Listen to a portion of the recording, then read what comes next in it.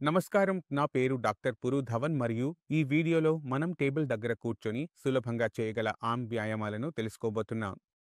గత వీడియోలో మనం భుజాల వ్యాయామాల గురించి మాట్లాడాం, కానీ ఈరోజు మనం మన ఎల్బో, విస్ట్ మరియు వేళ్ల వ్యాయామాల గురించి మాట్లాడతాం. ఇవి ఎలా పారాలిసిస్ పేషెంట్లు చేయగలరో తెలుసుకుందాం.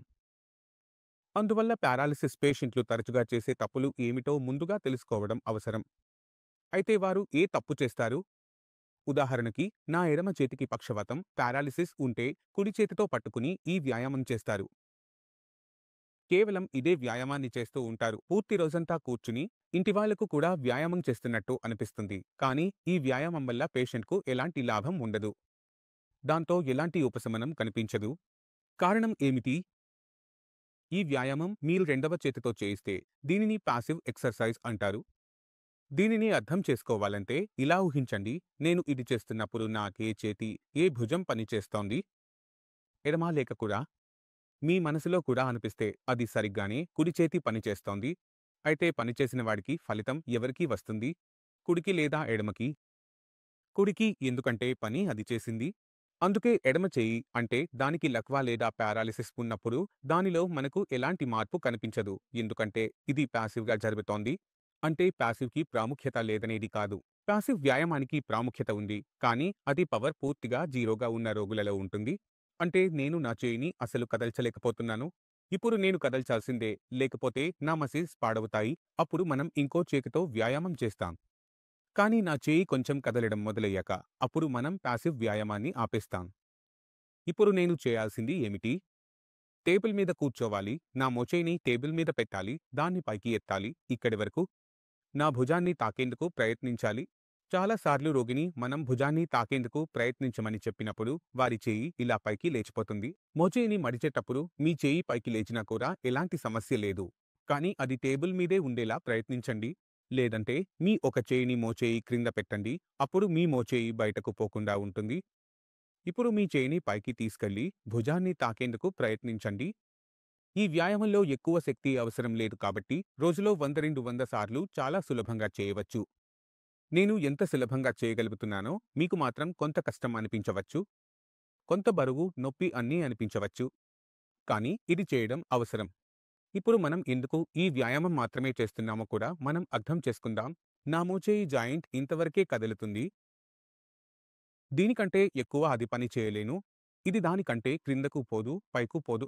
అందుకే ఈ మూవ్‌మెంట్ మాత్రమే మోచేయికి బలాన్ని తీసుకువస్తుంది. మరియు ఇదే మూవ్‌మెంట్ మనం మళ్ళీ మళ్ళీ చేయాలి. దాంతో మన మోచేయి తెరుచుకోవడం, మూసుకోవడం బలంగా మారుతుంది. ఇప్పుడు మనం మన మణికట్టు మీదకి వెళ్దాం.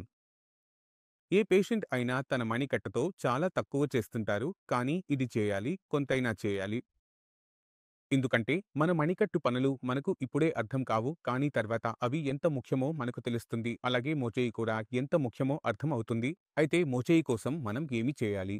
ఈ మూవ్‌మెంట్ తీసుకురావడానికి ప్రయత్నించాలి, సరేనా? ఇది పారాలిసిస్ పేషెంట్లో మొదట్లో అసలు ఉండదు, తర్వాత కొంతవరకు వస్తుంది. అయితే మనం ఏమి చేస్తాము? ముందుగా మనం దీనిపైకి వచ్చి పైకి క్రిందకి చేయాలి. పేషెంట్ మణికట్టు అంతగా చేయలేడు, కాస్త మాత్రమే చేయగలడు. మనము దీన్ని నెమ్మదిగా, నెమ్మదిగా, నెమ్మదిగా చేస్తూ పూర్తిగా తెరవాలి, సరేనా?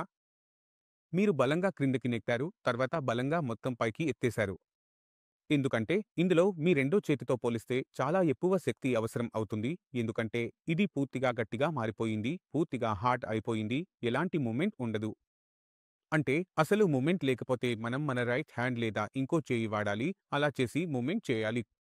వెనక్కి తీసుకెళ్ళాలి. ఒకవైపు మూవ్‌మెంట్ మనమే తీసుకోవాలి. నెక్కడం, వెనక్కి తీసుకెళ్లడం, నెక్కడం, వెనక్కి తీసుకెళ్లడం, నెక్కడం. ఇది పట్టుకుని ముందుకు వెనక్కు మనమే చేయకూడదు. ఒకవైపు మూవ్‌మెంట్ మీరు చేయిస్తున్నారు, ఇంకోవైపు మూవ్‌మెంట్ ఇదే చేయి చేస్తోంది. దీంతో మీ జాయింట్లు తెరుచుకోవడం మొదలవుతుంది. ఒక్కసారి ఈ మూవ్‌మెంట్ రావడం మొదలైతే ఆ తర్వాత సర్క్యులర్ మోషన్‌లో తిప్పడానికి ప్రయత్నించాలి, సరేనా? దీనికి తర్వాత మనది ఫింగర్స్ ఉంటుంది. ఫింగర్స్‌లో సమస్య ఏమిటంటే మన దగ్గర మూసే శక్తి చాలామంది పేషెంట్లలో ఉంటుంది, కానీ తెరవడానికి శక్తి ఉండదు. కాబట్టి ముందుగా మీరు నిర్ణయించుకోవాలి, మీకు ఏ రకమైన శక్తి ఎక్కువగా కావాలి. అంటే వేళ్లు మూసే శక్తి ఎక్కువ కావాలా, లేదా వేళ్లు తెరవడానికి శక్తి ఎక్కువ కావాలా? అందుకు అనుగుణంగా మీ వ్యాయామం ఎక్కువగా లేదా తక్కువగా విభజించబడుతుంది. అంటే నాకు వేళ్లు మూసే శక్తి పెంచుకోవాలంటే మూసే ప్రాక్టీస్ చేయాలి. మరియు వేళ్లు మూసే ప్రాక్టీస్ చేయడానికి అత్యంత సులభమైన మరియు చౌకైన మార్గం ఏమిటంటే అది స్మైలీ బాల్. మీరు స్క్రీన్పై చూస్తున్నదే. అందుకే మీరు స్మైలీ బాల్ తీసుకున్నారు అనుకోండి. ఇది స్మైలీ బాల్ అని నేను నా చేతిలో పట్టుకున్నాను. దీన్ని మనం పంచ్ చేయాలి, సరేనా? మనం ఎంత ఎక్కువ పంచ్ చేస్తే మనకు అంత మంచిది. ఇప్పుడు ఇక్కడ మనం స్ప్రింగ్ ఎందుకు చెప్పలేదు కదా. స్ప్రింగ్ అనేది బరువుగా ఉంటుంది. దాంతో చేయి త్వరగా అలసిపోతుంది. అది 20-30 సార్లు మించి చేయడం సాధ్యపడదు. కానీ స్మైలీ బాల్ అయితే దాన్ని మీరు రోజులో 300-400 సార్లు కూడా సులభంగా ఉపయోగించవచ్చు. ఎందుకంటే దీనికి తక్కువ శక్తి అవసరం అవుతుంది. అందువల్ల మనం ఎంత సార్లు రిపిటేషన్ చేస్తున్నామో దానికి విలువ ఎక్కువ. మీరు ఎంత బలంగా చేస్తారో దానికి కాదు. కాబట్టి మీరు 300, 400, 500 సార్లు ఏదైనా తేలికపాటి వస్తువుతో చేయగలిగితే అది మనకు మంచిదే. బాల్ లేకపోయినా కూడా పని అవుతుంది. మీ వేళ్లను మూసి పూర్తిగా ముత్తి చేయండి. తర్వాత తెరవండి. మూసి పెట్టండి, తెరవండి. మూసి పెట్టండి, తెరవండి. ప్రతి చోట, ప్రతి సమయము ఏదైనా ఉంటే మీరు చేస్తారు. ఈ మైండ్‌సెట్‌ని అంటారు. ఇది చాలా ప్రమాదకరం. అలాంటి పేషెంట్లు అసలు బాగుపడరు. మీ దగ్గర ఏమీ లేకపోయినా మీ తరహాలో మీరు ఎప్పుడూ ప్రయత్నించవచ్చు కదా. స్మైలీ బాల్ లేకపోయినా కూడా ముట్టి మూసుకోవచ్చు.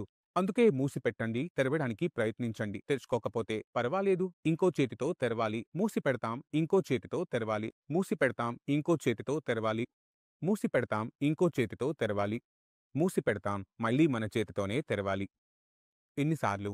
300-400 సార్లు. మీరు దీన్ని 30-40 సార్లు చేస్తే మరియు మీరు అనుకుంటున్నారంటే దీనివల్ల నాకు సౌకర్యం వస్తుంది అంటే అది మీ తప్పుల్లో సరైనది కాదు. సరే, ఇది అయితే చేతిని మూసే వ్యాయామం అయింది. ఇప్పుడు చేతిని తెరవడానికి చేసే వ్యాయామం ఎలా చేయాలి? ఇప్పుడు వేళ్లను తెరవడానికి మీ వద్ద ఏదైనా ఉండాలి. ఒక ఖాళీ నీటి బాటిల్ చాలు. ఇది నా చేతిలో ఉన్న ఖాళీ బాటిల్.